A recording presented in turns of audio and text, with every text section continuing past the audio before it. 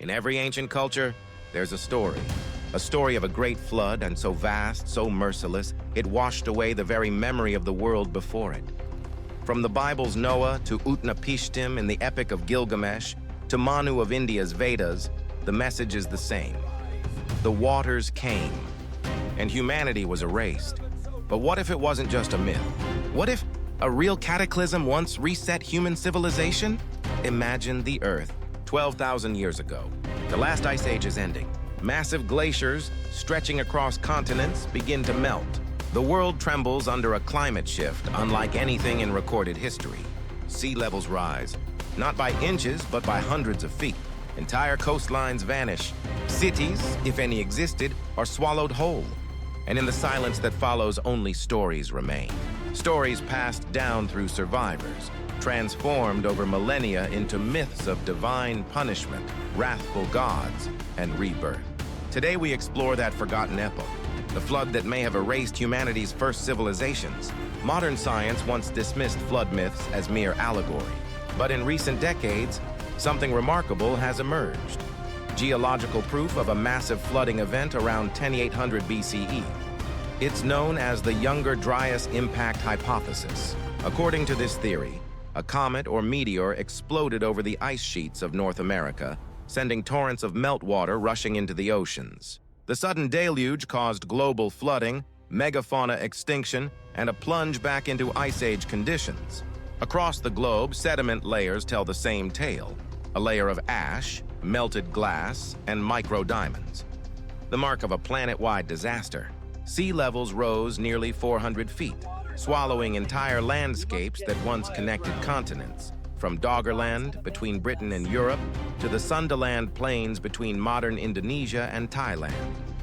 Underwater scans reveal ancient riverbeds, stone structures, even circular formations buried beneath coral. Could these be the remnants of a lost human past? Or merely nature's chaos misunderstood through myth? Let's trace humanity's memories across continents. In Mesopotamia, the world's oldest epic tells of Utnapishtim, chosen by the god Ea to build a vessel. He gathers animals, seals the door, and endures a flood so vast it destroys all of mankind. When the waters recede, his boat rests atop a mountain. Sound familiar? The Bible's Noah, written thousands of years later, follows the same rhythm. The ark, the pairs of animals, the dove searching for land. In India, the Sanskrit texts speak of Manu, warned by a talking fish, an incarnation of the god Vishnu, that a flood is coming. He builds a boat, ties it to the fish, and survives as the world sinks into endless waves. Across the oceans, the Maya, the Inca, the Aboriginal Australians, even the Yoruba of Africa tell the same story, of a cleansing flood that remade the earth. Different tongues, different gods, same memory. How could so many cultures, separated by oceans and millennia, remember the same catastrophe, unless they lived through it? If there truly was a great flood, then the evidence of our lost world should rest beneath the waves. And it does. In 2001, off the coast of India's Gulf of Cambay, sonar scans revealed massive geometric structures, streets, walls, and foundations, buried under 120 feet of water. Carbon dating of artifacts pulled from the site suggested an age of 9,000 years. If confirmed, it predates the Egyptian pyramids by millennia. In Japan, the Yonaguni Monument, a colossal stone staircase descending into the sea, continues to baffle researchers. Some claim it's a natural formation. Others see the deliberate symmetry of ancient hands. Off Cuba's coast, divers found vast stone blocks arranged in patterns resembling pyramids. Satellite imagery of the Bahamas and Azores hint at structures buried beneath silt and coral, whispers of a vanished world. Could these have been the coastal cities of humanity's forgotten dawn, drowned when the ice melted and the seas rose?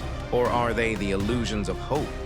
Humans searching for proof of legends too old to verify? No story embodies the flood more powerfully than Atlantis.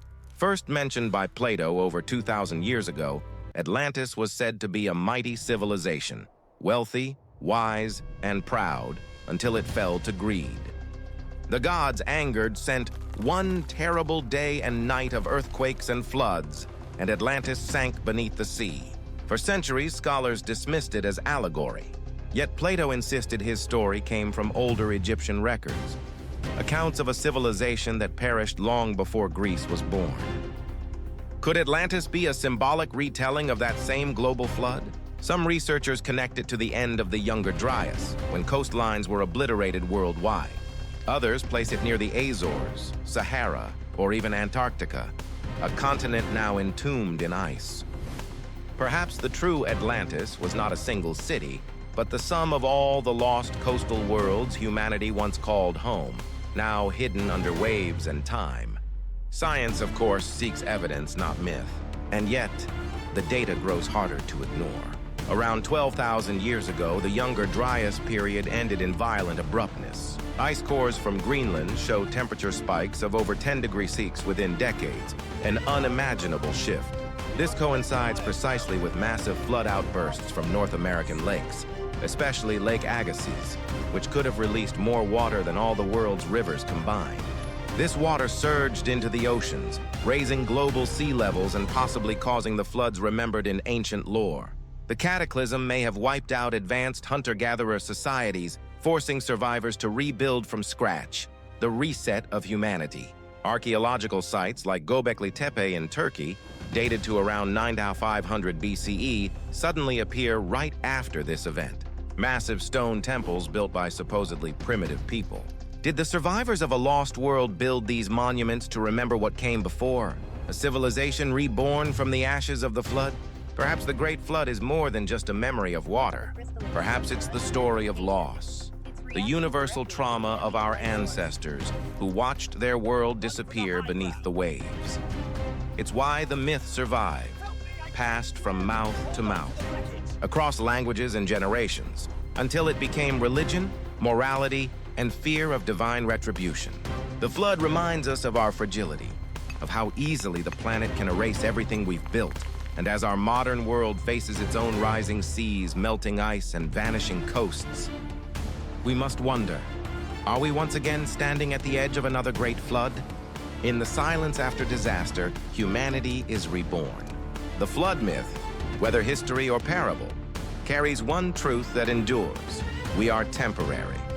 Civilizations rise, oceans rise higher, and one day what we call the modern world may too become a legend, whispered by survivors, told around fires as they speak of the time when the waters came again. This is Vanished Civilizations, and this was the great flood that erased humanity.